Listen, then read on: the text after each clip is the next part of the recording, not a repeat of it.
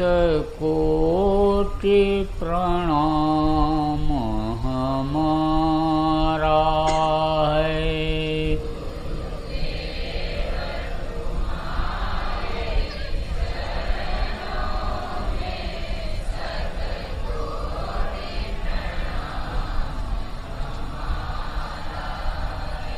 मेरी नैया पार लगा देना, कितनों को पार उतारा है।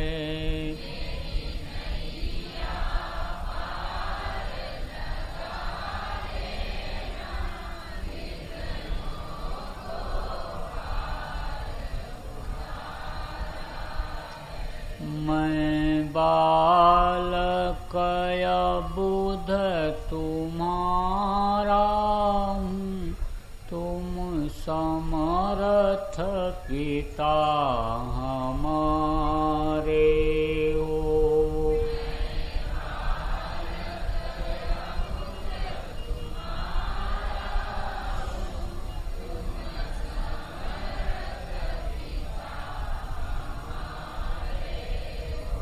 मुझे अपनी गोद बिठा लेना, दाता लो भुजा पसारा है।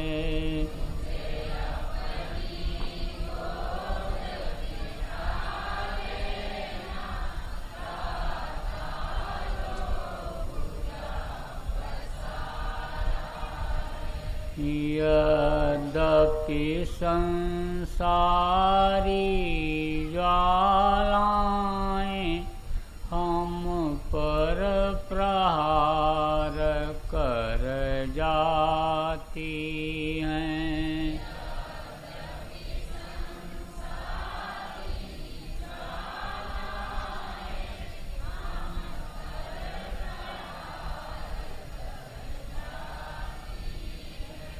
पर शीतल करती रहती हैं तेरी शीतल अमृत धारा है।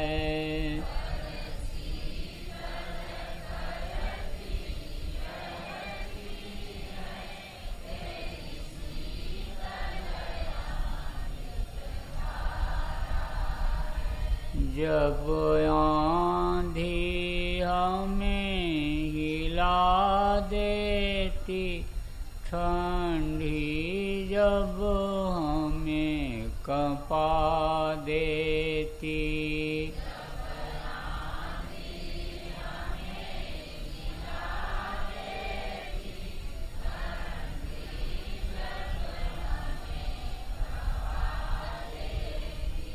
मुस्कान तुम्हारे अधरों की दे जाती बड़ा सहारा है।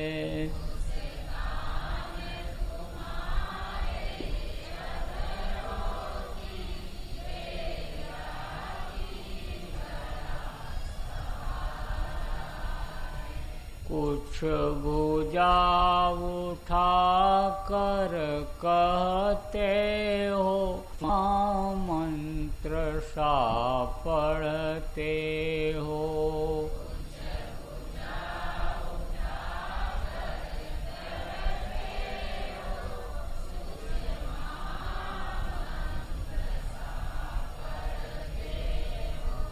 गद गद हो जाता हूँ स्वामी, मिल जाता बड़ा सहारा है।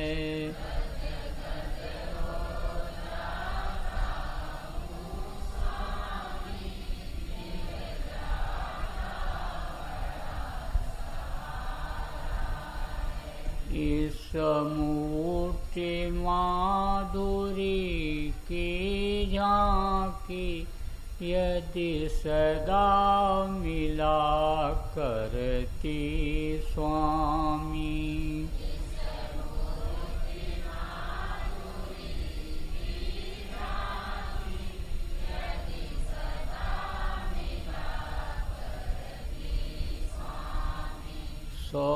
सौभाग्य समझते हम अपना, कौतूहल नाथ तुम्हारा है।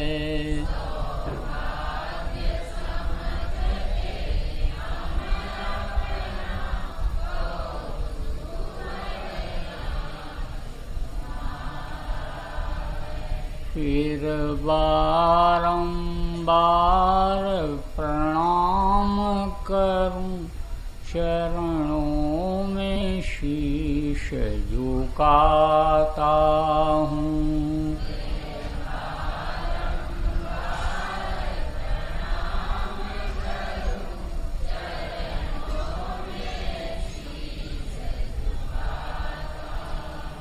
अब पार अवश्य हो जाऊंगा, गुरु ने पतवार संभाला है।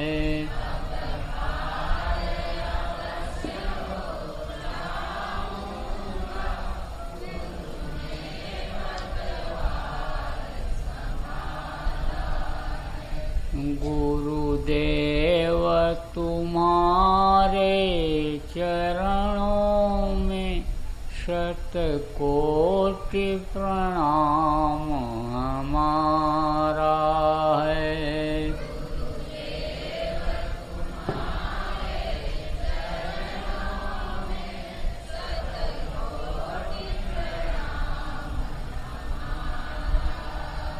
मेरी नैया पार लगा देना, कितनों को पार उतारा है।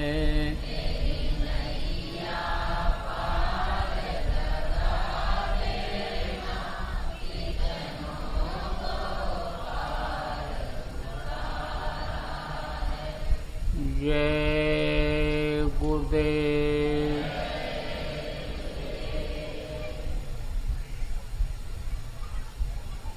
सर्वसमर्थ सर्वत्र स्मरणीय परम पूज्य गुरु जी महाराज, उपस्थित सभी सत्संगी धर्म प्रेमी भाई बहन, बच्चे तथा बच्चियों, गुरु महाराज की अपार दया मेहर हुई कि आज पूर्णिमा के दिन 27 सितंबर 2015 को सत्संग के माध्यम से आप लोगों के दर्शन का अवसर मिला। आप सब लोग बड़े भाग्यशाली हो जिनको इस घोर कलयुग में गुरु महाराज जैसे गुरु मिले और यह मनुष्य शरीर मिला। यह कम भाग्य की बात नहीं। मनुष्य शरीर पाने के लिए देवता बराबर तरसते रहते हैं, प्रार्थना उस मालिक से करते रहते हैं कि कुछ समय के लिए हमको मनुष्य शरीर मिल जाता तो हम अपना काम बना लेते। अपना काम क्या है और पराया काम क्या है? पराया काम वो है कि आदमी दिन रात करता रहता और उसके काम नहीं आता। रुपया पैसा इकट्ठा करता, धन दौलत इकट्ठा करता, घर मकान बनाता, गाड़ी घोड़ा खरीदता, लेकिन समय पूरा हो जाने के बाद वो काम नहीं आता है। अपना काम क्या है कि जो यहाँ भी काम आवे और वहाँ भी काम आवे। भजन एक ऐसी चीज़ है, ध्यान सुमिरन एक ऐसी चीज़ है कि जो यहाँ भी काम आता है। भजन सुमिरन करने वाले को बरकत मिलती है, फायदा होता है, लाभ मिलता है। जब बरकत मिलती है तो आदमी को शांति रहती है और भजन से दिव्य दृष्टि खुल जाती है। ध्यान लगाने से तीसरी आँख खुल जाती है और अपने घर अपने मालिक के पास जीव जाने लगता है। अब आप उस बात को सुनो कि आज आपके यहाँ देखो ये बाजा बज रहा है और गणेश जी की प्रतिमा को लोग विसर्जित करने के लिए जा रहे हैं। अब सही बात अगर लोगों से कहा जाए तो नाराज़ हो जाएंगे, कहेंगे ये जय गुरुदेव वाले हैं, ये किसी देवी देवता को मानते नहीं। अरे भाई, जय गुरुदेव वाले तो देवी और देवता को मानते भी हैं और जानते भी हैं। आपसे पूछा जाए कि भाई गणेश जी कहाँ से आए, देवी देवताओं की उत्पत्ति कैसे हुई, तो बता नहीं पाएंगे। बस लकीर के फकीर बन गए। हमारी मूर्ति सबसे ऊंची होनी चाहिए, हमारी मूर्ति सबसे कीमती होनी चाहिए। और फिर अन्य मूर्तियों की स्थापना करने के बाद अब देखो उसी मूर्ति को ठंडा करने जा रहे हैं, जल में प्रवाहित करने जा रहे हैं। कोई फेंक देगा, बेकदरी होगी, तो इसका क्या मतलब है? यह सब देखा देखी है। देखा देखी नहीं करना चाहिए, देखा देखी करने से नुकसान होता है। आप इस बात को समझो कि देवी देवता यानी कहाँ से उत्पन्न हुए और मनुष्य की उत्पत्ति कहाँ से हुई, ये चीज़ यह कथा भागवत से नहीं मिलती है। आपसे पूछा जाए कि आपकी कितनी उम्र है, तो कोई कहेगा 60 साल, किसी का 40 साल होगा 40 साल। पूछो कि इससे पहले आप कहाँ थे, तो कहेगा कि माँ के पेट में। याद नहीं है कि माँ के पेट में थे, लेकिन सुना सुनाया है माँ के पेट में थे। उससे पहले कहाँ थे ये नहीं बता पाएगा, ये नहीं बता पाएगा। तो कथा सुना, भागवत सुना, और ये जो इस तरह के अनुष्ठान किए, उससे इस चीज़ की जानकारी नहीं हो पाती। लेकिन अगर सत्संग मिल जाए, संत महात्मा मिल जाए, उनके पास आना जाना हो, तो फिर पूर्व जन्मों का भी यानी मालूम हो जाता है। माँ के पेट में बच्चा जब 5 महीना 10 दिन का हो जाता है, उसको अपने पूर्व जन्मों का भी याद रहता है कि पहले जन्म में हम क्या थे, कछुआ थे, बिल्ली थे, कीड़ा मकोड़ा थे, सांप गोजर बिच्छू थे, क्या थे, कहाँ मारे गए, कहाँ काटे गए, कहाँ सताए गए, ये सब उसमें दिखाई पड़ता है। लेकिन बाहर निकलने के बाद, माँ के पेट से बाहर निकलने के बाद वो सब भूल जाता है, क्योंकि यह भूल और भ्रम का देश है। यहाँ भूल और भ्रम का पर्दा पड़ जाता है, बस वो चीज़ बंद हो जाती है। तो अब आपको इस बात को बताना चाहूँगा कि भाई सृष्टि की उत्पत्ति कैसे हुई और ये देवी देवता कहाँ से कैसे पैदा हुए, ये चीज़ आपको आज पूर्णिमा के दिन थोड़ा सा समझा देना चाहता हूँ। देखो, जब इस दुनिया में कुछ नहीं था, न देवी थे, न देवता थे, न स्वर्ग था, न वैकुंठ था, न अंडपिंड ब्रह्मांड था, और न ही यानी आप समझ लो कि हवा था, न पानी था, और न सूरज था, न धरती थी, कुछ नहीं था। एक अकेला वो कुल मालिक। तो उसके मुँह से एक तेज आवाज़ निकली, बड़ी तेज आवाज़ थी। तो जीवात्माएं घबराई, सतलोक की जीवात्माएं घबराई। तो उन्होंने कहा देखो, घबराने की बात नहीं है, हमारी मौज हो गई है रचना करने की मौज हो गई। तो उन्होंने क्या किया, 16 शक्तियों को अपने से अलग कर दिया, जिनको 16 श्रुत कहा गया। 5 का भेद तो संतों ने खोला, 4 का भेद खोला, लेकिन बाकी को अभी गुप्त रखा है। एक का और बताया कि जब इस धरती से जीवों का जाना ऊपर बंद हो जाता है, तो श्रुते संत के रूप में जोगजीत, इन्हीं 16 श्रुतों में से 16 बेटों में से एक जोगजीत हैं, वो इस धरती पर मनुष्य शरीर में आते हैं। जैसे कबीर साहब थे, और वो अपना काम करते हैं, और काम करके महाशून्य में उनका स्थान, और वहाँ जा कर के समा जाते हैं। तो अब आप इस बात को समझो कि सबसे छोटे पुत्र जो थे, जिनको निरंजन भगवान, किसी ने काल भगवान कहा, किसी ने ईश्वर कहा, किसी ने खुदा कहा, उन्होंने बहुत तपस्या किया। अलग होने के बाद उस मालिक के पास जब ये जीवात्माएँ सब थीं, 16 सूत भी थे, तो बराबर दर्शन करते रहते, बराबर आनंद लेते रहते। वहाँ तो गंदगी नाम की कोई चीज़ ही नहीं, कोई झाड़ू लगाता नज़र नहीं आता, कोई नावदान नाली साफ करता दिखाई नहीं पड़ता, वहाँ खुशबू ही खुशबू है, सुंदरता ही सुंदरता है और प्रकाश ही प्रकाश है, परम प्रकाश रूप दिन राति। नहीं कछ चाहिए दिया गड़बड़, दिया चिराग की वहाँ कोई ज़रूरत नहीं। तो उस आनंद सागर में ये किलकोरे ले रहे थे, आनंद ले रहे थे, आनंद मस्ती ले रहे थे। तो ये जब उधर से निकाले गए, हटाए गए वहाँ से, तो संबंध वहाँ से हो गया खत्म। अब जब दर्शन होना बंद हो गया तो दर्शन करने की उस चीज़ को फिर से पाने की इनकी इच्छा हुई, तो बहुत तपस्या किया, बहुत अथक परिश्रम किया। तो कहते हैं परिश्रम का फल मीठा होता है, परिश्रम बेकार नहीं जाता है। जब परिश्रम किया इन्होंने तो पिता का दर्शन हुआ, और जब दर्शन हुआ तो बहुत खुश हो गए। उन्होंने कहा तुमने बड़ा मेहनत किया है, आज मैं तुमसे बहुत खुश हूँ, तो आज तुम मांग लो जो तुमको मांगना है। तब उन्होंने कहा कि आप हमको अपने जैसा राज्य दे दीजिए।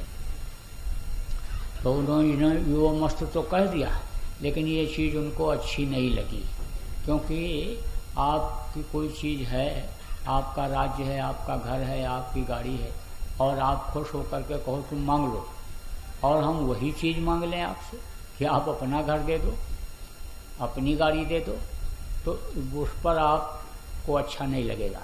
ऐसे उनको भी अच्छा नहीं लगा। तो उन्होंने दे तो दिया, कहा ठीक है यो मस्त, लेकिन उन्होंने कहा फिर यानी अब तुम मेरे पास नहीं आ सकते हो, अब तुम यहाँ पहुँच नहीं सकते हो। तो उनको अलग कर दिया। अब आप समझो कि कुछ इधर राज्य के विस्तार के लिए कुछ मसाला की ज़रूरत पड़ती है। अभी कह दिया जाए कि भाई आप घर बनाओ, घर बना लो, तो घर बनाने के लिए तो आप सरिया सीमेंट और उसके जब आपकी ज़रूरत पूरी होगी तभी हो। तो इनको कोई मसाला दिया, तो और आद्या महाशक्ति को इनके सुपुर्द कर दिया। तो आद्या के द्वारा इन्होंने 3 बच्चों को पैदा किया, ब्रह्मा, विष्णु और महेश।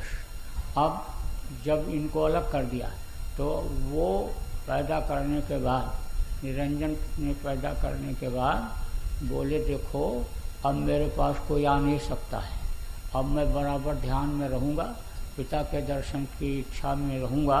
अब तुम्हारे अलावा आज्ञा से कहा कि तुम्हारे अलावा और मेरे पास कोई आ नहीं सकता है। तो उन्होंने कहा कि ठीक है। तो ये जब बच्चे पैदा हुए, ब्रह्मा विष्णु महेश ये जो हुए, इनमें से इन्होंने ब्रह्मा ने कहा कि अनी माता जी हमारे पिता कौन है? तब उन्होंने कहा पिता का दर्शन तुम नहीं कर सकते हो, उन्होंने कह रखा है। बोले नहीं, हमको आप बताइए और हमको उपाय बताइए और हम पिता का दर्शन करेंगे। तो उन्होंने कहा ठीक है तुम जाओ, और उन्होंने बताया कि योग करो, ध्यान लगाओ। तो ध्यान लगाने के लिए निकल गए। बहुत दिन हो गया जब नहीं आए, तब उन्होंने एक शक्ति को भेजा और कहा जाओ देखो पता करो। जब वो शक्ति गई तो इनसे कहा तुम चलो। बोले भाई दर्शन तो हमको हुआ नहीं, हमारा काम जो था वो पूरा हुआ नहीं, तो हम कैसे चल दें? तो बोली कि नहीं बहुत दिन हो गया चलो। तो ब्रह्मा ने कहा तुम अगर झूठ बोल दो, कहा तो पिता का दर्शन हो गया तो मैं चला चलूँ।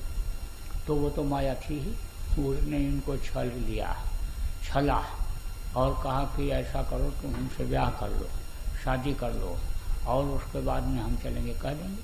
अब जब शादी कर लिए तो उसी के प्रेम में ये भूल गए कि हमको कहीं जाना भी है। तो एक बच्ची पैदा हो गई, अब वो बच्ची भी बढ़ गई धीरे धीरे। फिर उसको याद आया, एक दिन याद आया कि भाई मैं तो बुलाने आई थी और मैं देखो यहाँ फंस गई। तो फिर कहा चलो माता के पास। तो उन्होंने कहा देखो अनी अब ये तीसरी हो गई, अभी तुम झूठ बोल देती मैं बोल देता, लेकिन ये तीसरी ये हो गई, यह भी अगर झूठ बोलेगी तब तो बात बनेगी। तो उससे कहा, तो वो भी माया ही रूप थी, और वो भी ब्रह्मा उसके साथ भी गिर गए। अब ये तीनों आए फिर वहाँ से। जब तीनों वहाँ से आए और आद्या से बोले कि पिता का दर्शन हो गया, तो उन्होंने कहा या तो वो झूठ बोले और या तो ये सब झूठ बोल रहे हैं। तो अब उन्होंने ध्यान लगा करके देखा तो इनके सारे काले कारनामे दिखाई पड़ गए। अब जब काले कारनामे सब दिखाई पड़ गए तो उन्होंने इनको श्राप दे दिया, कहा कि जाओ कलयुग में तुम्हारी कोई पूजा नहीं करेगा। और उसका नाम जो शक्ति पहले गई थी सावित्री था, सावित्री रखा था, और दूसरी वाली का उसकी लड़की का गायत्री रखा था। तो उनको श्राप दे दिया कि तुम जाओ कौड़ा और केतकी का फूल हो जाओगे कलयुग में, तुमको किसी देवता के ऊपर कोई चढ़ाएगा नहीं। अब ये दोनों गए, विष्णु और शंकर, ये दोनों गए। तो इन्होंने बहुत दिन तक तपस्या किया लेकिन इनको दर्शन नहीं हो पाया, इनको दर्शन नहीं हो पाया। जब इनको दर्शन नहीं हो पाया तो ये वापस आए और माता जी दर्शन नहीं हो पाया, साफ साफ बोल दिए। तो इन पर माँ खुश हो गई और बोली कि अब तुम ठीक है, सृष्टि की करो रचना, सृष्टि की रचना करो, अब आगे बढ़ाओ, अब सृष्टि को आगे बढ़ाओ। तो उन्होंने 10 करोड़ उन्होंने जो है सबसे पहले यानी ये 10 करोड़ शंभु और 9 करोड़ दुर्गा और ये ब्रह्मा विष्णु महेश, ये तो उन मसालों में से थे। अब इधर जो सृष्टि की रचना हुई उसमें से स्थावर, पिंडज, अंडज, उखमज, ये 4 तरह के, अंडज, पिंडज, उखमज और स्थावर, ये 4 तरह के यानी जीवों की एक तरह से समझ लो कि रचना इन्होंने किया। और अंडज किसको कहते हैं? अंडे से जिनकी उत्पत्ति होती है। तो 27 लाख अंडज ये विष्णु ने बनाए थे सबसे पहले शुरू में, और 30 लाख स्थावर, 30 लाख स्थावर शिव ने बनाए थे शुरू में, और आद्या महाशक्ति ने यानी 12 लाख यानी उखमज, उखमज किसको कहते हैं? स्थावर पहले किसको कहते हैं ये समझ लो, पेड़ और पौधे जो एक जगह से दूसरी जगह आ जा नहीं सकते वो स्थावर कहलाते हैं। और अंडे से जिनकी उत्पत्ति होती है उनको अंडज कहते हैं। और उखमज किसको कहते हैं? या खटमल और जून, ये जो मनुष्य के पसीने से पैदा होते हैं। और यानी 4 लाख ये मनुष्य बनाए गए, 9 लाख जल के जीव बनाए गए। अब आप इस बात को समझो, मनुष्य के अंदर यानी पूरे 5 तत्व होते हैं, जल, पृथ्वी, अग्नि, वायु और आकाश। ये 5 तत्व मनुष्य के अंदर पूरे के पूरे होते हैं। और जो स्थावर हैं, स्थावर में केवल एक तत्व होता है, पृथ्वी तत्व। और 3 तत्व होते हैं पिंडज में, पृथ्वी जल और अग्नि, ये होते हैं। और उखमज में केवल जल और पृथ्वी 2 तत्व होते हैं। और स्थावर में केवल एक तत्व होते हैं, बस पृथ्वी तत्व होता है। तो इस तरह से ये चार ये इन्होंने बनाया शुरू में। तो सतयुग में क्या था कि सतयुग में सबकी दिव्य दृष्टि खुली हुई थी, 1 लाख वर्ष की उम्र होती थी, मन हाथी के समान ताकतवर था, और जब तक हड्डी रहती थी तब तक प्राण रहते थे। उस समय पर यानी कोई योग साधना करने की जरूरत नहीं थी, लोगों के अंदर ये स्वाभाविक गुण था कि आँख बंद करो और निकल जाओ, स्वर्ग देखो, वैकुंठ देखो, देवी देवताओं का दर्शन करो और अन्नपूर्ण ब्रह्मांड लोकों में चले जाओ, अपने घर चले जाओ। वो एक स्वाभाविक गुण था, एक वैसा सबके अंदर में था सतयुग। लेकिन सतयुग में फिर यानी देवी देवता जब ये जीव मरने के बाद यानी जब अपने घर सब चले जाने लगे तब उन्होंने कहा ये तो खाली हो जाएगा। तो देवी और देवताओं ने प्रार्थना किया किससे?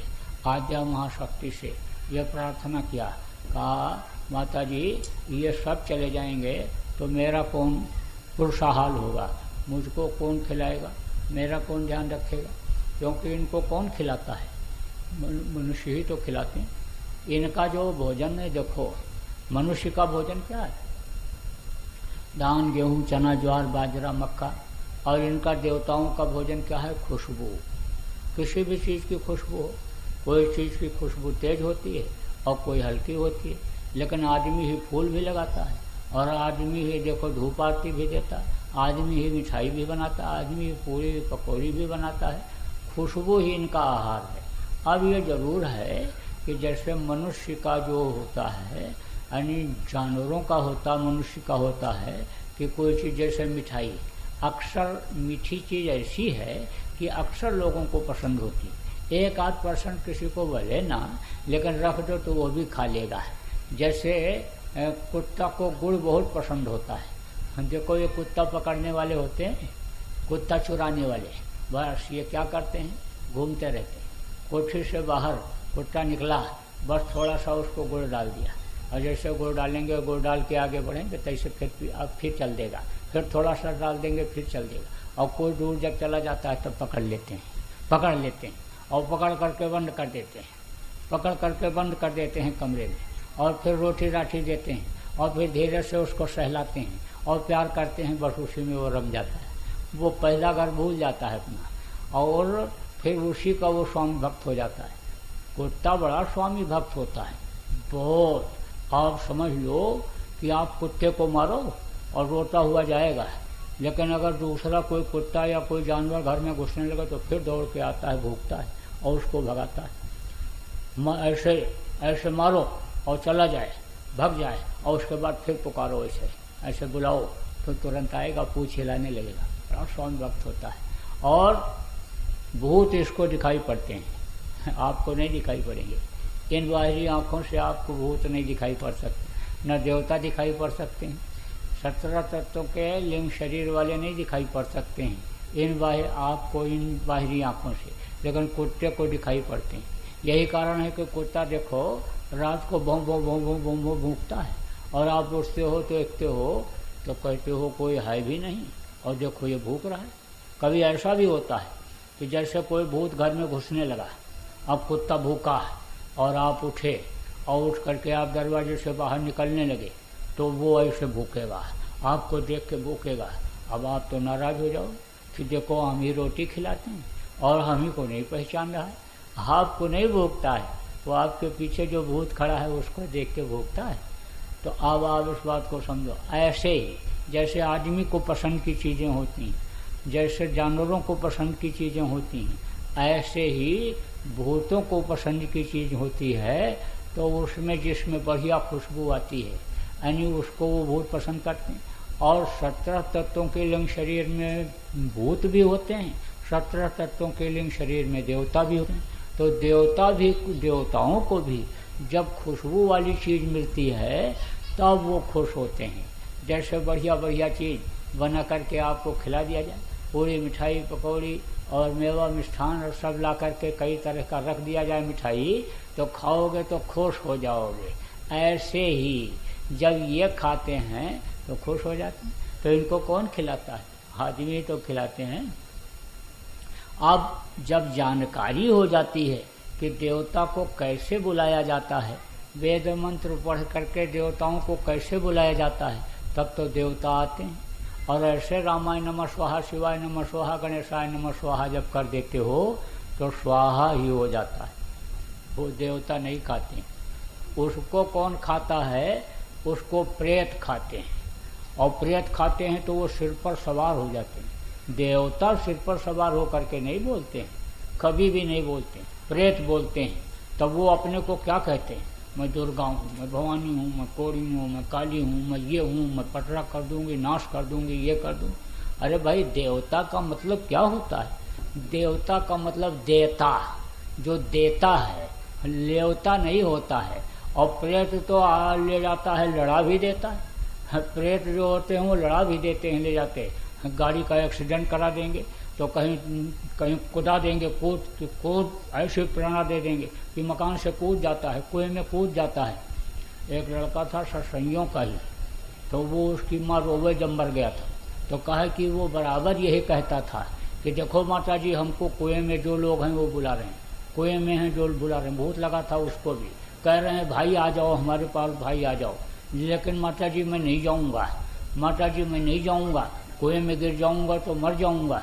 लेकिन एक दिन क्या हुआ कि जो लड़के के ऊपर भूत सवार था वही ले जा करके कुएं में कूदा दिया, और कुएं में कूदा दिया तो मर गया। तो मर गया तब उसकी माँ रोवे, कहे वो ये कहा करता था कि कुएं में लोग हैं और वो हमको बुला रहे हैं, हमको बुला रहे। तो अब आप इस बात को समझो कि वेद मंत्र अगर मालूम है तब तो देवता आते हैं, और नहीं मालूम है तब तो वो प्रेत ही खाते हैं। तो आजकल तो लोग देवता को खिलाने के चक्कर में प्रेतों को खिलाते जाते हैं, प्रेतों को बलवान करते जाते हैं। और वो प्रेत जब लग जाते हैं तो कुत्ते को एक दिन रोटी दे दो तो दूसरे दिन फिर आता है, तीसरे दिन फिर आता है। और जब प्रेत को रोज खाने को मिलेगा तो भैया वो घर काहे को छोड़ेगा। तो अब आप इस बात को समझो कि देवता को जब खाना कौन देता है, आदमी देते हैं। तो देवता ने कहा भाई आदमी जब चले जाएंगे तो माता जी मेरा क्या होगा। तो आद्या महाशक्ति से प्रार्थना किया, कहा माता जी इनको रोको। सतयुग में उन्होंने प्रार्थना, माता जी इनको रोको, ले जाने में, इनको जाने में, अपने घर जाने में इनको रोको। तब उन्होंने कहा भाई तो तरीका क्या है इनको रोकने का। बोले कलयुग को ले आओ कुछ दिन के लिए, कलयुग आएगा तो मलिनता ला देगा, बस ये फंस जाएंगे। क्योंकि कलयुग का तो कहना ही यही है कि दीमक चढ़ जाएं ग्रंथों को, ब्राह्मण पर्तियां तोड़ें, बधिक हो जाएं क्षत्रियगण, शूद्र सेवा से मुख मोड़ें, सूखे नदियाँ धंसे पर्वत, विजय तब हमारी हो। उसका तो कहना ही है कि कलयुग का जो ये ग्रंथ हैं, ग्रंथ किसको कहते हैं, ये धार्मिक किताबें। तो धार्मिक किताबों को दीमक खा जाएंगी। इनको कौन पढ़ करके सार तत्व को निकाल करके लोगों को समझाता था। ब्राह्मण जो उच्च कुल का माना जाता समाज में, वो लोग धार्मिक पुस्तकों को पढ़ करके और सार तत्व को निकाल करके उनको समझाते थे। लेकिन कलयुग में वो सब दीमक खा जाएंगी और ब्राह्मण खेत जोतने लगेंगे, ब्राह्मण खेती करने लग जाएंगे कलयुग में। तो कहा ब्राह्मण पर्तियां तोड़ें, बधिक हो जाएं क्षत्रियगण। क्षत्रियों का काम क्या था, रक्षा करना, लेकिन वही भक्षक हो जाएंगे, वही पक्षियों को मारेंगे, जानवरों को मारेंगे, मार मार करके खाएंगे, पेट को कब्रिस्तान बनाएंगे। तो अब कलयुग का यही परिभाषा है कि दीमक चढ़ जाएं ग्रंथों को, ब्राह्मण पर्तियां तोड़ें, बधिक हो जाएं क्षत्रियगण और शूद्र सेवा से मुख मोड़ें। शूद्रों का काम क्या था, देखो सेवा के द्वारा महत्व होता। पैर को क्या बताया गया, पैर को शूद्र बताया गया, लेकिन पैर अभी स्ट्राइक कर दे हड़ताल कि हम आगे पैर नहीं बढ़ाएंगे, जाएंगे कहीं नहीं, कभी टट्टी पेशाब बंद हो जाएगा कि नहीं, नहीं जा सकते हो। पैर नहीं काम करेगा, कहते हम नहीं जाएंगे, आगे बढ़ेंगे ही नहीं, तो अभी खाना खाना मुश्किल, टट्टी पेशाब मुश्किल हो गया। लेकिन कहा गया कि वो सेवा से मुख मोड़ें, सेवा से ही महत्व होता है, लेकिन सेवा करना बंद कर देंगे। सूखे नदियाँ, नदियाँ सूखने लगेंगी, धंसे पर्वत, पर्वत सब धंसने लगेंगे। तो ये सब हो रहा है, नदियाँ देखो तमाम सूखी पड़ी हैं और अन्य जगह जगह पर पर्वत धंस रहे हैं। तो कलयुग जब गया तो इसने मलिनता ला दिया। अब जब मलिनता ला दिया तो आने जाने में रुकावट आ गई।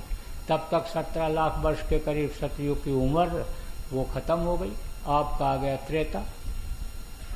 तो त्रेता में केवल 10,000 वर्ष के लोगों की उम्र रह गई और मन कमजोर हो गया घोड़े के समान और लहू में प्राण आ गए।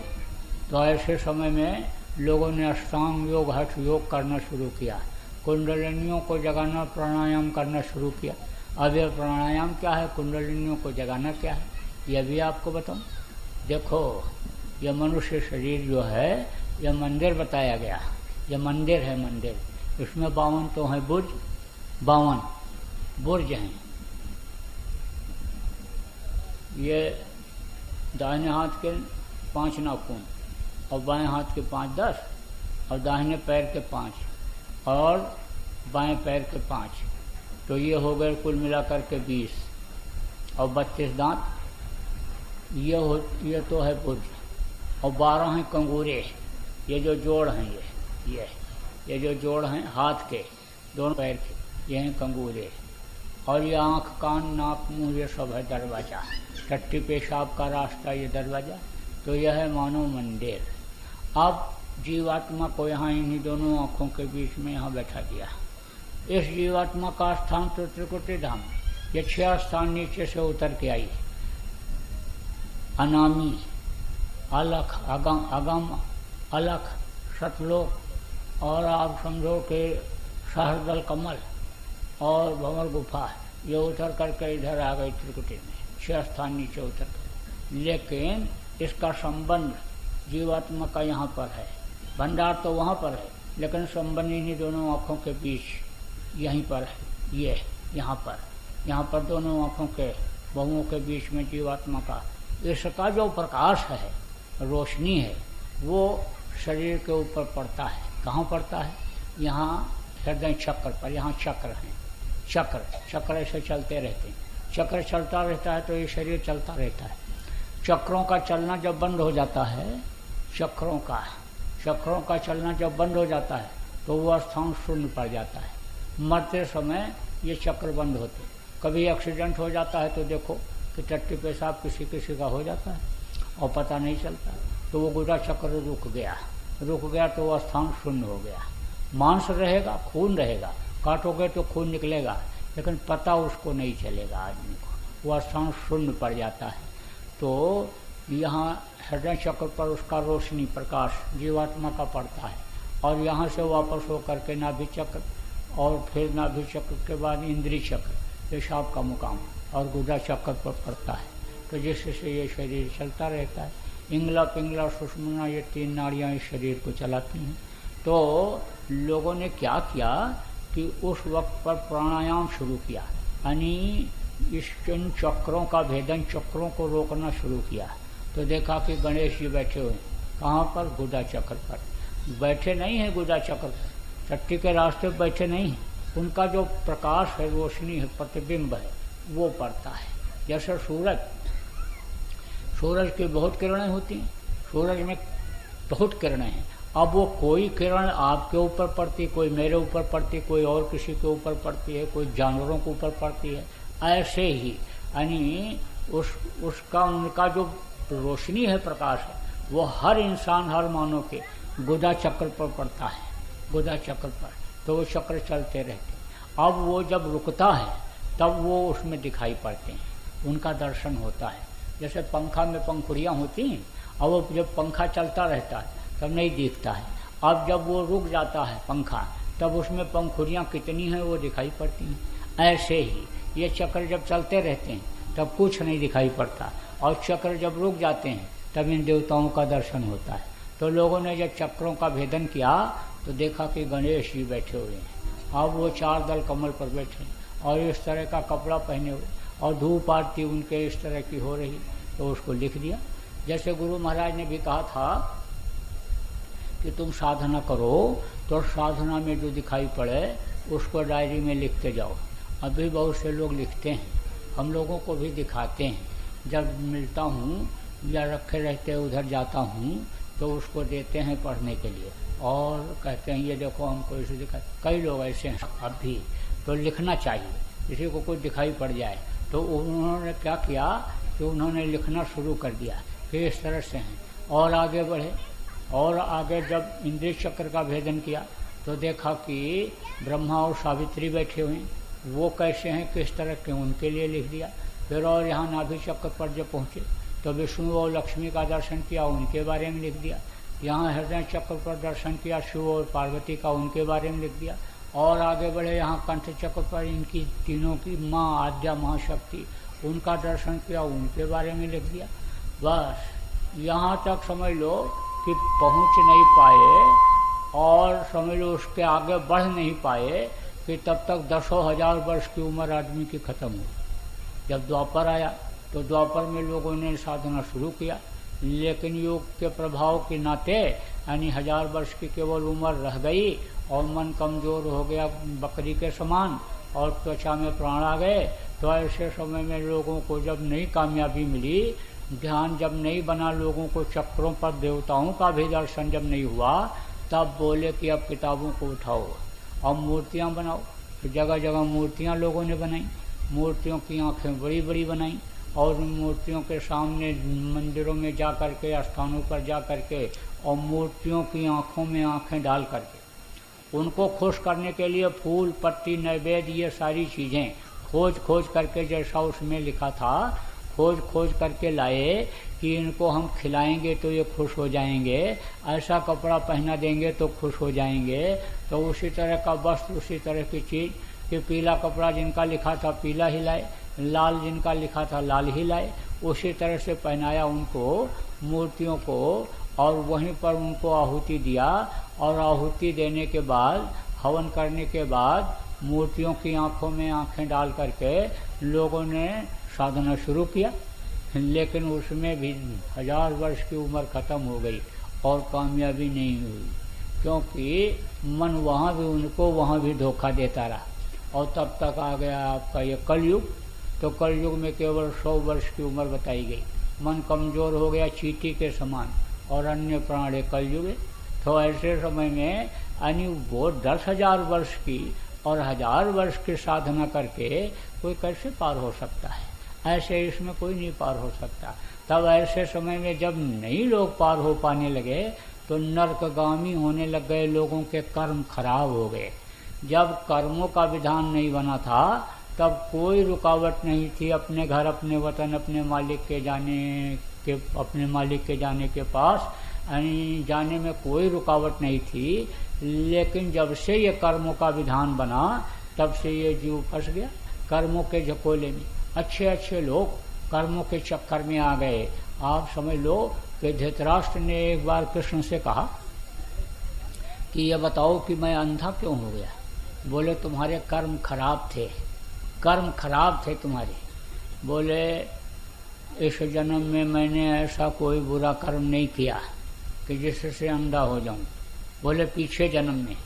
तो धृतराष्ट्र ने कहा 100 जन्मों का मुझे याद है, 100 जन्म पीछे मैंने कोई ऐसा बुरा कर्म नहीं किया कि जिससे अंधा हो जाऊं। बोले और पीछे देखो, 106 जन्म के पीछे जो उनसे बुरा कर्म बन गया था उसकी वजह से उनको अंधा होना पड़ा। तो कर्मों के चक्कर में बहुत लोग आ गए, कर्मों के विधान में बहुत लोग आ गए और कर्मों की सजा लोगों को मिलने लग गई। तो कर्मों का विधान जब से ये बना तब से आप समझ लो कि बस ये जीव फंसने लग गया। अब कलयुग में अपने घर अपने वतन मालिक के पास जाने के बजाय नरकगामी होने लग गया। अब ये उसी के जीव हैं सब जितने भी हैं, ये मुर्गा मुर्गी भैंसा बकरा कीड़ा मकोड़ा सांप गोजर बिच्छू आदमी हाथी घोड़ा ये जितने हैं सब उसी मालिक के हैं। सब के अंदर यही जीव ये है कि सजा भोगने के लिए उसमें यानी बंद कर दी जाती है। जैसे कोई चोरी करता डकैती करता है गलत काम करता है तो उसको जेल में बंद कर देते, तो उसको क्या कहते हैं? कैदी। कैदी है लेकिन है तो आदमी ही, कैदी कोई जानवर तो है नहीं। तो अब उसी तरह से यानी ये जितनी भी जीवात्माएं हैं ये सब उसी मालिक के अंश हैं। सकल जीव मम उपजाया और सब पर मोर बराबर दाया। तो जब पड़ी मार नरकों में और ये चिल्लाए रोए तो वो आवाज वहां तक पहुंच गई। लेकिन अब ये इस कर्म के बंधन में बंधे हुए हैं कि उन्हीं के द्वारा ये ऐसा हो गया, तो अब वो उसमें बाधा नहीं डालते हैं कि जैसे भाई मैंने कोई कानून बना दिया कि ऐसा करना है ऐसा चलना है, अब उस कानून के अंतर्गत गलती में कोई आ गया तो उसको मैं माफ नहीं कर सकता हूँ। वो यानी समझो कि उसका उपाय तो निकाल सकता हूँ, लेकिन ये कह दो कि नहीं इनको माफ कर दो तो वो कानून फेल हो जाएगा, कानून फेल हो जाएगा। ऐसे उन्होंने जब इस तरह का विधान बना दिया और इस तरह से इन जीवों को दे दिया तो अब वो उनको उससे डायरेक्ट छोड़ा नहीं सकते। तब उन्होंने कहा भाई ये तो बहुत रो रहे, बहुत चिल्ला रहे, तो ऐसी दशा देख जीवों की। सतपुरुष ने की दया महान और संत रूप हो जग में आए, सतलोक का पता बतान, सुरत शब्द का सच्चा मार्ग, संत मता का किया बखान और शब्द शब्द सीढ़ी रच डाला और चढ़ चढ़ पहुंचो अगम ठिकाने। वो जिससे इस सृष्टि की रचना हुई वो शब्द का भेद बताया और शब्द की डोर को पकड़ाया, शब्द की डोर को पकड़ाया। किसके द्वारा? संतों के द्वारा, संतों के द्वारा। संतों में उस मालिक का पूरा यानी अंश होता है, पूरी ताकत होती है। इसीलिए तो कहा गया सत्य पुरुष की आरसी और संतन की ही दें और लख ना चाहो अलख को, तो इन्हीं में लख ले। अगर उस अलख को जिसको लोगों ने कहा अलख है देखना चाहते हो तो संत में देखो। गुरु महाराज में लोग देखते थे, गुरु महाराज में लोगों को दिखाई पड़ते थे, वो पूरी ताकत दिखाई पड़ती थी। तो ऐसे ही यानी संत के रूप में वो आकर के और फिर उन्होंने उपदेश देना लोगों को शुरू किया और वो शब्द का रास्ता बताया, शब्द की सीढ़ी लगाई और उस पर चढ़ करके जीव अपने घर जाने लग गए। तो अब आप इस बात को समझो, ये करीब 700 वर्ष पहले से ये शुरू हुआ। संतों का दर्जा सबसे ऊंचा होता है। जिसको यह मालूम हो जाए कि यह दुनिया नाशवान है, एक दिन खत्म हो जाएगी, उसको मुनि कहते हैं। यह मालूम हो जाए खाली कि ये बाहरी आँखों से जितनी भी चीज़ें दिखाई पड़ती हैं ये एक दिन खत्म हो जाएंगी, तो उसको मुनि कहते हैं। और जो ब्रह्मा विष्णु महेश तक पहुँच जाते हैं उनको देवर्ष कहते हैं। और फिर उसके आगे योगी, योगेश्वर, साध, संत, परम संत, संतों का दर्जा सबसे ऊंचा होता है।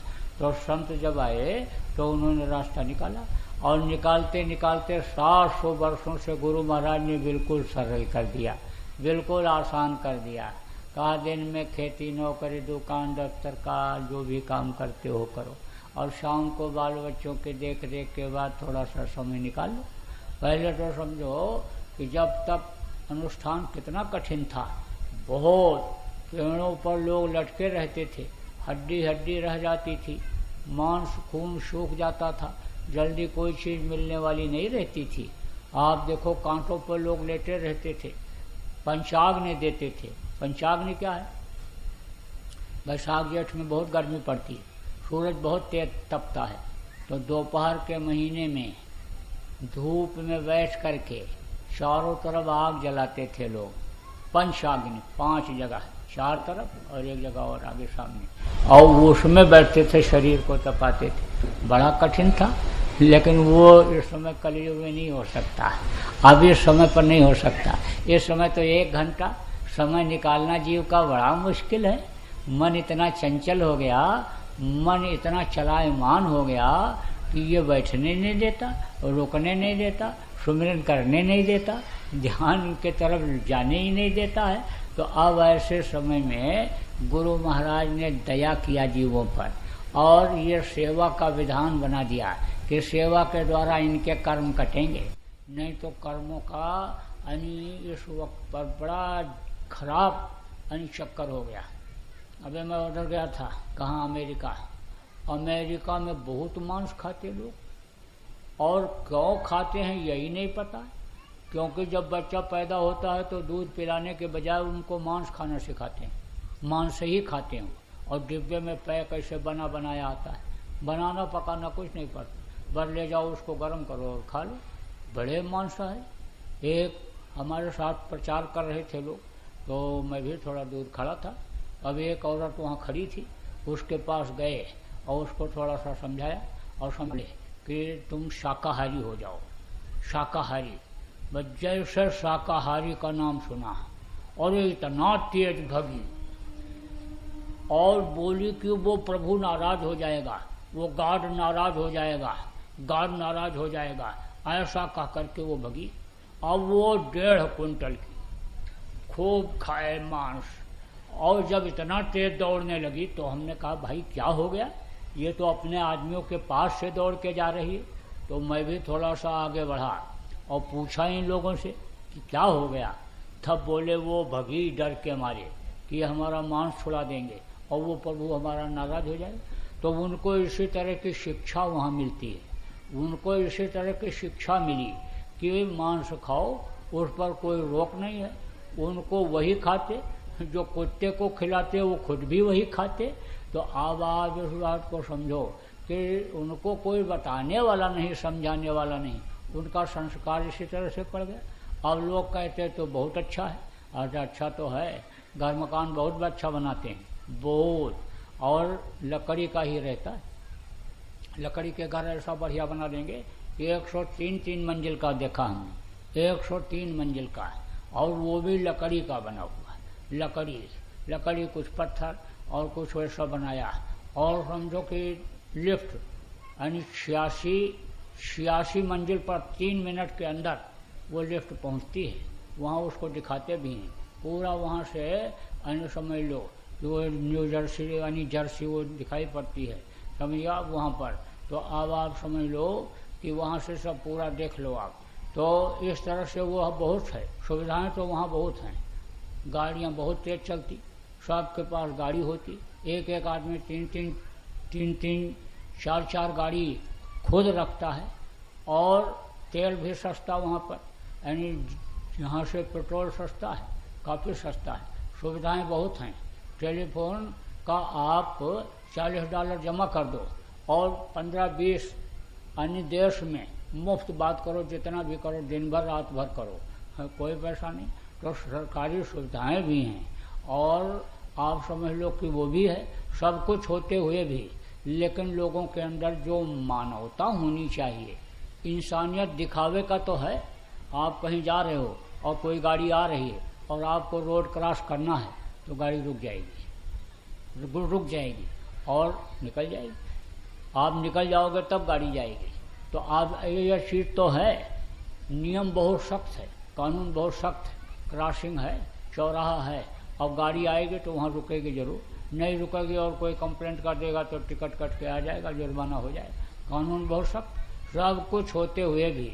लेकिन ये खान पान लोगों का सही नहीं हो रहा, क्योंकि कोई बताने वाला नहीं, समझाने वाला नहीं। तो अब आप इस बात को समझो कि ये बताना ये जरूरी है कि खान पान कैसा होना चाहिए और चाल चलन कैसा होना चाहिए। चाल चलन के लिए वहाँ कोई नहीं, पुरुष से शादी कर लेता, औरत से शादी कर लेती, कोई किसी के साथ शादी करे छोड़े क्या करे। तो ये चीज़ जो खत्म हो गई, जो भारत में है, भारतीय संस्कृति है, इन सब चीज़ों को वहाँ को देख करके हमने ये अध्ययन किया कि वहाँ सब कुछ होते हुए भी सारे जहाँ से अच्छा हिंदुस्तान हमारा है, सारे जहाँ से अच्छा हिंदुस्तान हमारा। अब अध्ययन करने के बाद मैं इसी निष्कर्ष पर पहुँचा कि हमारा देश सबसे आगे है और सबसे अच्छा है, क्योंकि ये आध्यात्मिक तो है, आध्यात्मिक देश है ये। और यहाँ थोड़ा सा बताओ समझाओ तो लोगों के समझ में आ जाता है, आदमी उस पर चिंतन करता है। नहीं कुछ होता तो बाँस ही करता है, चोंच लड़ाता है तो चोंच लड़ाने में ही क्या होता है कि सीख जाता है, जब शंका का समाधान हो जाता है। यहाँ किसी को आप समझाने लगो तो आपकी बात का काट करेगा, क्यों न खाएं, मम्मी भी खाती, पापा भी खाते, लड़के सवाल करते हैं। तो समझाओगे तो उनके समझ में तो आ जाएगा, भागेंगे तो नहीं। इतना तेज भागी भैया कि आप समझो कि हमने कहा क्या हो गया, ये तो अपने लोगों के पास खड़ी थी। तो अब आप इस बात को समझो कि ये सब संतों का, ये संतों की भूमि और संतों का बनाया हुआ नियम। तो इसमें सेवा का विधान इसलिए बनाया गया कि इनको इनके कर्म कटते जाएं। जैसे झाड़ू यानी घर में न लगाओ तो गंदगी इकट्ठा हो जाती है, झाड़ू न लगाने पर गंदगी इकट्ठा हो जाती। ऐसे ही दिन में जो कुछ भी झूठ फरेब जो भी कुछ मुँह से निकला और जो भी नज़र गलत हुई, कुदृष्टि हुई, वो उनके कर्म आ जाते हैं। अब ध्यान भजन का नियम बना दिया, प्रचार प्रसार का नियम बना दिया कि जिससे ये कर्म कटते जाएं, कर्म न इकट्ठा होते जाएं। तो ये बनाया। तो गुरु महाराज ने कम मेहनत किया, बहुत मेहनत किया गुरु महाराज ने। अब गुरु महाराज के बातों को अगर आप याद कर लो और गुरु महाराज के बताए हुए रास्ते पर अगर आप चलने लग जाओ, गुरु के वचन को अगर आप पकड़ लो तो आपके लिए कोई चीज़ संभव नहीं है, सारी चीज़ संभव है। बस वचन को पकड़ने की ज़रूरत है और वचन को उनसे अन्य प्रार्थना करते रहो कि आप अपने वचन को हमको पकड़ा दीजिए। एक गांव के बाहर एक महात्मा जी रहते थे, 15-20 लोग और रहते। तो वो आश्रम जैसा बन गया था, तो वहाँ पर भंडारा चलता था। उसी गांव का एक था व्यापारी, मोदी करके था, मोदी। तो वो पठान मोदी उसका नाम था, पठान लोग कहते थे उसको, पठान मोदी। तो वो वहाँ के आश्रम के भंडारे को चलाता था, सबको खिलाता था, सबको। तो अब आप इस बात को समझो, खिलाने वाला कौन होता है? खिलाने वाला तो वो मालिक होता है, कहा ना, अजगर करे न चाकरी और पंछी करे न काम और दास मलुका कह गए सबके दातारा। एक दिन क्या हुआ कि शिवाजी किला बनवा रहे थे, किला। तो मजदूर बहुत काम कर रहे थे, शिवाजी बैठे हुए थे। तो शिवाजी ने कहा कि मैं अगर इनको मजदूरी न दूं तो ये सब भूखे मर जाएंगे, मैं इनको खिलाता हूँ, मैं तो यही सोच ही रहे थे। तब तक उधर से उनके गुरुजी आ गए, समर्थ गुरु रामदास जी का नाम था। अब उनको बिठाया, अब उन्होंने देखा, कहा ना कि संत न जाने चाल को चाल, और वो परखें अंतर का हाल, देखते ही पहचान जाते हैं क्या है मन में। तो बोले कि देखो इसके अंदर अहंकार का अंकुर निकल रहा है, और अहंकार जब तक नहीं जाएगा तो कराया सब गया, जब आया अहंकार, अहंकार रहेगा तो काम खराब हो जाएगा। तो अहंकार इसका खत्म करना चाहिए पहले।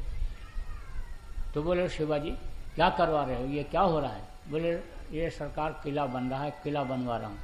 बोले अच्छा, तो ये पत्थर उठवाओ। पत्थर उठवाया और कहा कि दो आदमियों से कहा इसको तोड़ो पत्थर को। अब उस पर वो घन मारने लगे। पत्थर जब टूटा तो उसमें से थोड़ा सा पानी निकला, और पानी में दो कीड़े ऐसे रेंगते हुए दिखाई पड़े पत्थर के अंदर। तो बोले कि ये कीड़े? बोले सरकार ये तो आश्चर्य की बात है कि पत्थर के अंदर कीड़े। तो बोले पत्थर के अंदर कीड़े, और इनको खिलाता कौन है? कौन खिलाता है इनको, कौन खिलाता है? बस शिवाजी चरणों पर गिर पड़े। हम बोले कि अब हमारी शंका खत्म हो, सबको वो देने वाला, सबको खिलाने वाला। लेकिन अहंकार कब आता है कि जब खान पान आदमी का खराब हो जाता है, तब कहते हैं ना बुद्धि भ्रष्ट हो जाती है।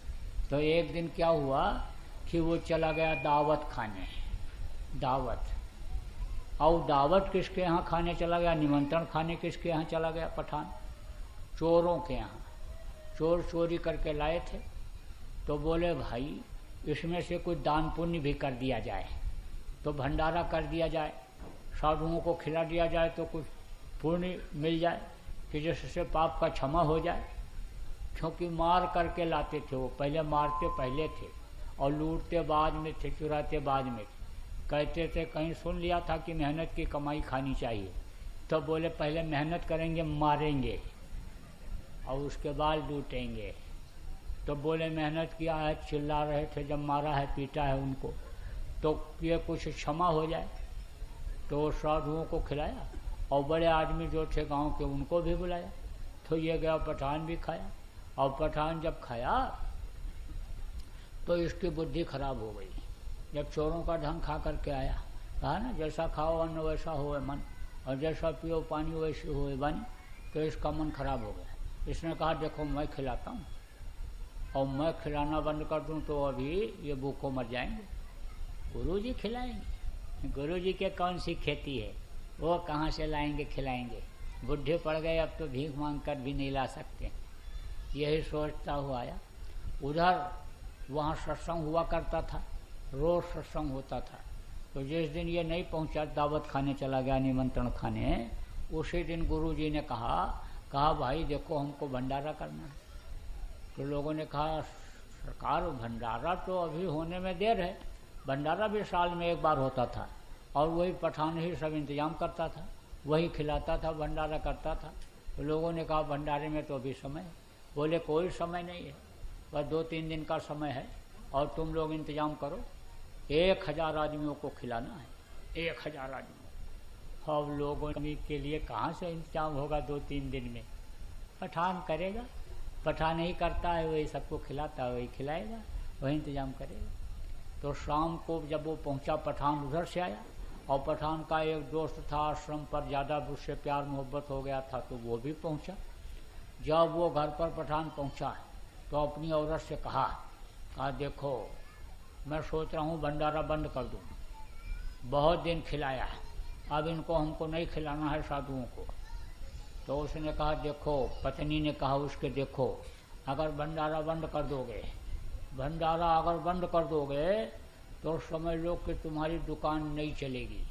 जब से भंडारा तुमने चालू किया तब से देखो दुकान तुम्हारी कितनी चल रही, और कितना देखो तुम्हारा नाम हो गया, और घर मकान बन गया, और सब बढ़िया से सब इंतजाम हो गया।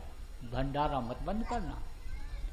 तब उसने कहा ठीक है, भंडारा तो नहीं बंद करेंगे, लेकिन वो जो बड़ा वाला भंडारा होता है उसको अब की बार मैं नहीं करूँगा, साफ साफ कह दूँगा।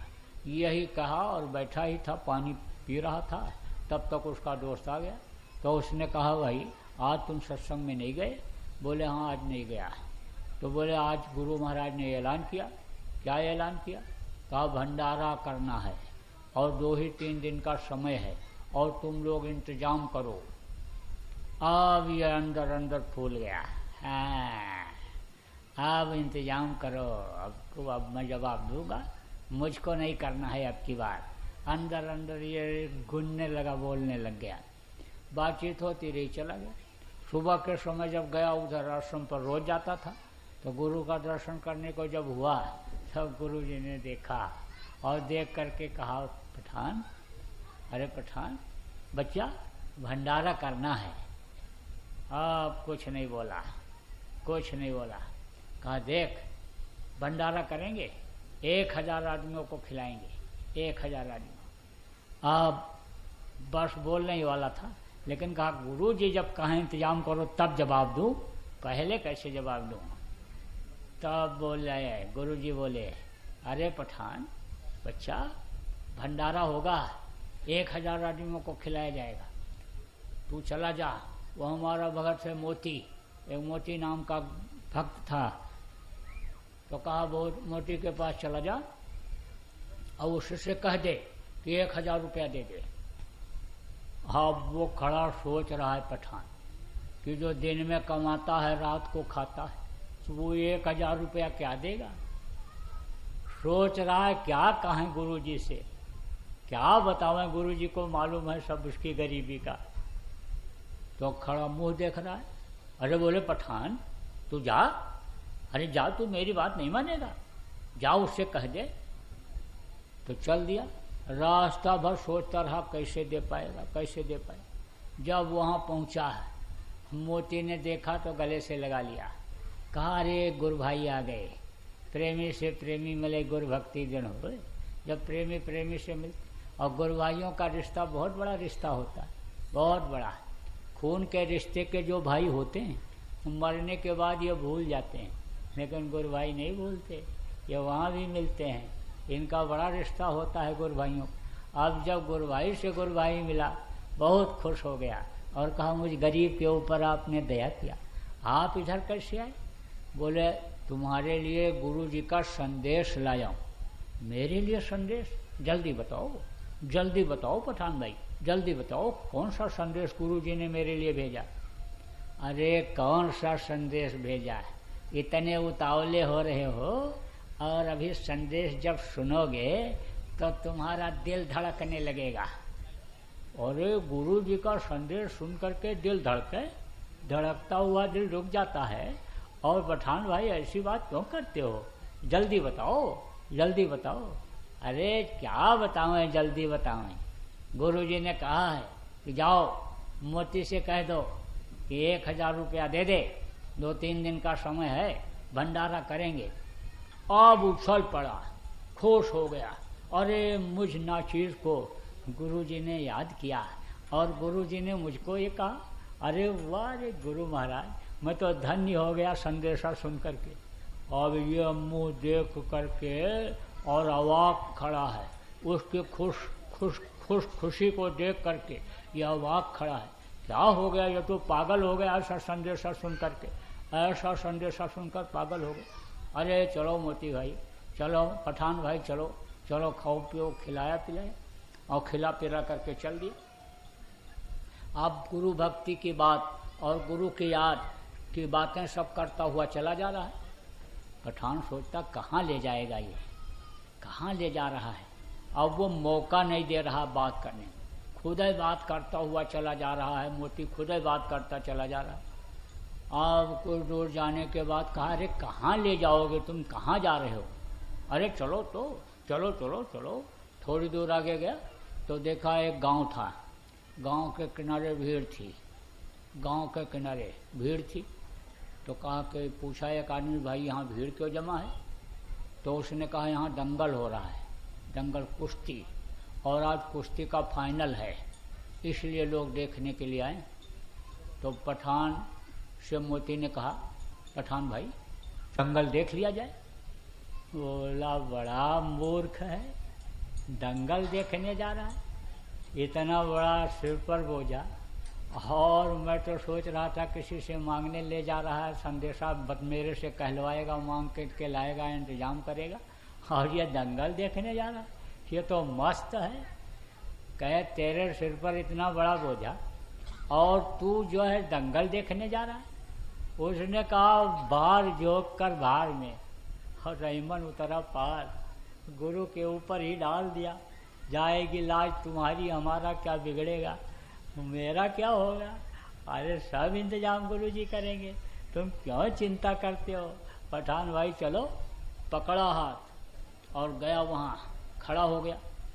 अब एक पहलवान उस इलाके का बड़ा आदमी, और पहलवान तो कहते हैं ना बाघ बंदूक बांध लिया, करेला नीम पर चढ़ जाए तो और कड़वा हो जाता, कहते हैं ना, ऐसे ही पहलवान और बड़ा आदमी।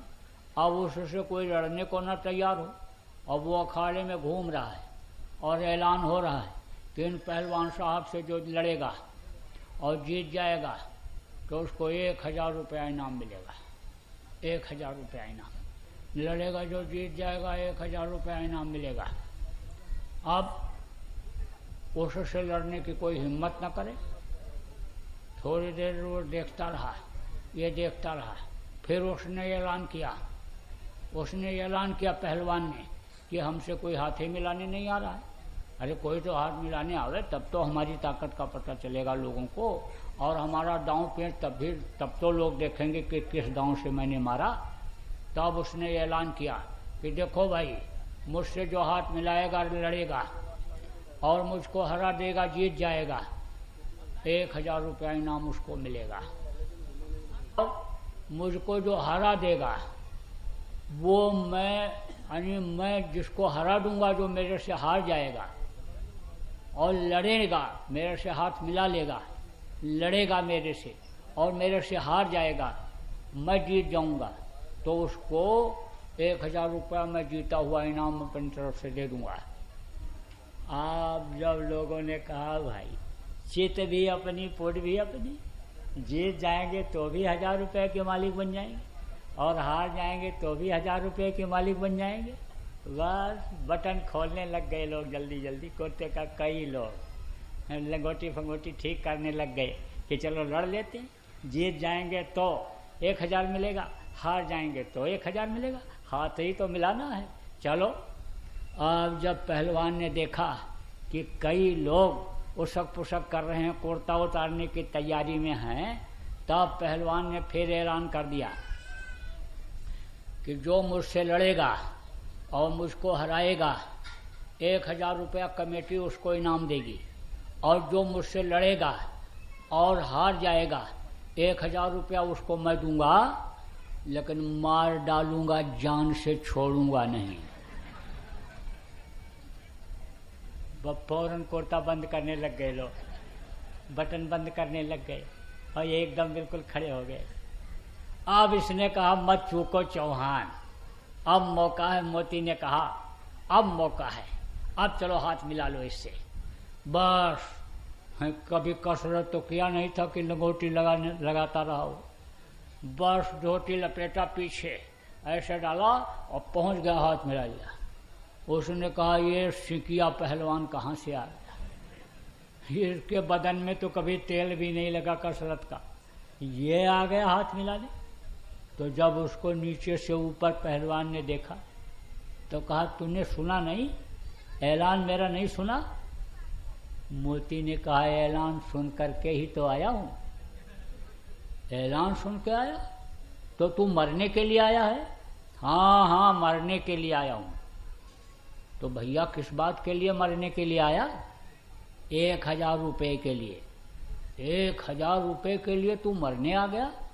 तो तेरे मरने के बाद बता कि रुपया लेगा कौन? कहाँ है तेरी औरत बच्चे इसमें रुपया लेने वाले? उसने कहा यहाँ पर मेरे कोई औरत बच्चे नहीं हैं रुपया लेने वाले। तो तू ये बता कि रुपया तेरे मरने के बाद दिया किसको जाएगा? तब उसने कहा इसको पठान को। ये खड़ा है, ये कौन है? गुरु भाई। गुरु भाई, गुरु भाई, गुरु भाई के लिए जान दे देता है। और तेरा ये कैसा गुरु भाई जो तेरा जान लेने के लिए आ गया 1000 रुपये के लिए? अरे भाई, तूने इससे कभी लिया? नहीं, कभी नहीं लिया, कभी नहीं लिया। तब फिर 1000 रुपया लेने क्यों आया है? गुरु जी के आदेश पर भंडारा होना है और उन्होंने मेरे के लिए कहा था कि जाओ उससे ले आ, तो मैं मर करके 1000 रुपया दे दूंगा, गुरु जी का भंडारा तो हो जाएगा। आप पहलवान ने कहा, भाई जिनका चेला इस तरह का हो उनका उसका गुरु कैसा होगा? तब मोती से कहा, ये बता कि तू अपने गुरु का दर्शन मुझे कराएगा? अरे बोला, जिंदा रहूंगा तब तो कराऊंगा। पहलवान ने कहा, तू जिंदा रहेगा और मैं तेरे से लड़ूंगा और मैं हारूंगा और तू जीतेगा और तू 1000 रुपया इनाम पाएगा, लेकिन तू अपने गुरु का दर्शन कराएगा? बोला, करा दूंगा, करा दूंगा। बस फौरन लड़ पड़े दोनों। अब पहलवान ने सोचा कि भाई अगर एक ही बार में इसको पटकूं तो लोग कहेंगे कि फिक्सिंग हो गई, जैसे मैच की फिक्सिंग, तो इसको थोड़ी देर तक लड़ूं और उसके बाद पटकूं तब ठीक रहेगा। अब जब देर होने लग गई पहलवान के गिरने में, तब इसने सोचा कहीं धोखा न हो जाए, धोखा न हो जाए। तब इसने किसको याद किया? जिसको राम ने याद किया था। आपने सुना होगा कि जब गए थे धनुष को तोड़ने के लिए जनकपुर में, तो उस समय पर यानी बड़े बड़े योद्धा आए थे, बड़े बड़े राजा महाराजा वीर बहादुर चले समय देवन सिरनाई, अपने अपने देवताओं को याद करके, आराध्यों को याद करके धनुष को तोड़ने के लिए ये राजा लोग गए, लेकिन धनुष को उठा तक नहीं सके थे। तो यह भी गए हुए थे राम और लक्ष्मण। विश्वामित्र जी सिंहासन पर बैठे थे, आसन पर बैठे थे, और बगल में ये दोनों खड़े हुए थे, एक तरफ राम खड़े थे, दूसरे तरफ लक्ष्मण खड़े थे। तब जब राजा जनक ने देखा कि वीर विहीन मही में जानी, अब लगता है वीर नहीं रह गए इस धरती पर, तब विश्वामित्र जी ने कहा, कहो राजन, तो इन दोनों बच्चों में से मैं किसी को कहूँ धनुष को तोड़ने के लिए? बोले, प्रभु कोई भी तोड़ दे, सीता कुंवारी तो नहीं रहेगी। तब उन्होंने कहा, उठो राम भंजो भोचा, मैं तो सकल जनक पे तब उठो। अब खड़े हुए थे तो क्या उठोगे, खड़े हुए थे तब क्या उठने के लोग कहें, क्या कहा जाएगा? उठो राम भंजो भोचा, मेटो जनक प्रतापू, यानी भौहों के बीच में। उठो मतलब उठाओ, पूरी ताकत को लाओ खींच करके। जीवात्मा जो फैली हुई है, इसकी किरणें जो फैली हैं, सारी किरणों को ले आओ। जैसे सूरज की किरणें जब फैली रहती हैं तो उतनी गर्मी असर नहीं करती। और एक अक्षी शीशा होता है, विज्ञान के विद्यार्थियों को पढ़ाया जाता है, उसको ऐसे सूरज के सामने जब लगा देते हैं तो किरणें जितनी हैं सब एक जगह इकट्ठा हो जाती हैं। और उस शीशा के नीचे रुई लगा दो, कपड़ा लगा दो, कोई कागज लगा दो, तो थोड़ी देर के बाद जलने लगता है, गर्मी सब इकट्ठा हो जाती है। ऐसे ही पूरी शक्तियों को उन्होंने कहा इकट्ठा करो, पूरे शरीर को खींचो और भौहों के बीच में लाओ और वहां से ताकत लगाओ। उठो राम भंजो भौ चापू, भौहों के बीच में जो जहां स्थान है जीवात्मा, वहां से ताकत लगाओ। तो उन्होंने पूरी ताकत लगाया, लेकिन कुछ नहीं। तब राम ने कहा सवाए गुरु की दया के और कोई इस धनुष को तोड़ नहीं सकता है। तब उन्होंने गुरु ही प्रणाम मने अति लाघव उठाए धन बिना। जैसे गुरु को प्रणाम किया और गुरु से ताकत मांगा, ऐसी ताकत आई कि दृष्टि पड़ते ही धनुष टूट गया और लोग देख भी नहीं पाए। छुअत उठावत खैंचत गाड़े, खुद छूते उठाते देखा ही नहीं और धनुष टूटा हुआ पड़ा हुआ। ऐसे ही मोती ने कहा अब गुरु से दया लेनी पड़ेगी, अब गुरु को याद करके और फिर इस पहलवान को पटकती लगानी पड़ेगी। और जैसे गुरु को याद किया, बस फौरन इतनी ताकत गुरु ने दे दिया उसको कि पहलवान चारों खाने चेक। लोग वाह वाह वाह वाह करने लग गए, उठा लिए इसको। 1000 रुपया इनाम मिल गया। अब वो मोदी जो पठान था, पठान अवाक रह गया और कहा देखो कैसे दया हो रही है गुरु की, वचन पर देखो कैसे एक वचन के पीछे और कैसे किस तरह से काम हो रहा है। वचन को पकड़ा मोती ने और मोती ने वचन को पकड़ा, उसमें कामयाब हो गया। और तीनों पहलवान और यानी वो मोती और वो पठान तीनों ले जाकर के 1000 रुपया गुरु के सामने रख दिए। 1000 रुपया। अब कैसे काम होता है और कैसे वचन के द्वारा कैसे सीख होती है, तो इस चीज को समझने की जरूरत है। तो वचन के पालन में अगर आप लग जाओ तो आप समझ लो कि आपका सब काम बन जाएगा, दुनिया भी बन जाएगी, दिन बन जाएगा। अब बताओ कोई नए लोग तो नहीं आए हो? अरे कोई पहली बार आए हो आज सत्संग सुनने के लिए, नामदान लेने के लिए? कितने लोग हो? अच्छा, अच्छी बात है। तो हाथ नीचे करो, दे देता हूँ नामदान। नामदान दे देता हूँ, आज पूर्णिमा का दिन है, आपको नामदान दे देता हूँ।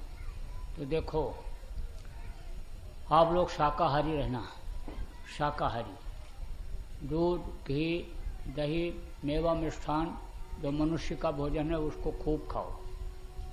जड़ वस्तु किसके लिए बनाई गई? चेतन के लिए। चेतन कौन है? मनुष्य है। तो ये धान, गेहूं, चना, ज्वार, बाजरा ये सब जड़ है, इसको खाने का अधिकारी मनुष्य है। पशु और पक्षियों का मांस खाने का नहीं है, तो मांस मत खाना। मांस बुद्धि को खराब करती है, बुद्धि को भ्रष्ट कर देती है और खून भी खराब हो जाता है। आजकल दवाएं देखो नहीं फायदा करती हैं, उसका क्या कारण है? कारण यही है कि खून बेमेल हो गया, बेमेल खून हो गया। दवा लोग खाते जाते हैं और मर नहीं जाता है, उसका क्या कारण है? यही कारण है। तो बेमेल न होने पावे ये खून, जैसे वर्ण कहते वर्ण संकरता न आने पावे, ऐसे ही ये नहीं होना चाहिए। अब मांस मत खाना। मछली देखो तालाब की सफाई के लिए बनाई गई, कोई भी गंदी चीज आप तालाब में डाल दो तो मछली उसको खा जाती। टट्टी करके धोने के लिए जाओ, टुकड़ा गिरेगा मछली खा जाएगी। खकार के थूक दो मछली खा जाएगी। कोई गाय सुअर बह के आ गया नदी तालाब में, मछली खा जाएगी। मछली मत खाना। कबीर साहब ने कहा तिल भर मच्छी खाए कर, पोज गऊ करो दान, और काशी करवट रहे मरो तबो न, तब भी नरक से नहीं बच सकते। इसलिए मत खाना, मछली मत खाना। अंडा क्या है? ये माताएं मासिक धर्म होती तो खराब खून इकट्ठा हो जाता है तो बच्चा बन जाता है। मुर्गियों का खराब खून इकट्ठा हुआ, उनके टट्टी पेशाब का खराब हिस्सा इकट्ठा हुआ तो वो अंडा बन जाता है। अंडा मत खाना। डॉक्टर कितना टर करता रहे, अंडा ना बच्चे को देना है और ना खुद खाना है। और बच्चों को तो आप लोग यही सिखा दो कि बेटा घर से बाहर निकलो, कोई भी चीज़ कोई दे खाने को तो खाओ ही नहीं, क्योंकि पता ही नहीं चलता है कि यानी क्या उसमें डाल देते हैं। ये लिखा हो कि इसमें मांस पड़ा है या मछली पड़ी है, कागज पर ये लिखा हो तब तो आप पहचान पाओगे। उसका नाम बदल बदल करके और लिख देते हैं और फिर वो चीज़ अशुद्ध हो जाती है। इसलिए दिल दिमाग बच्चों का इसीलिए ज़्यादा खराब हो रहा है।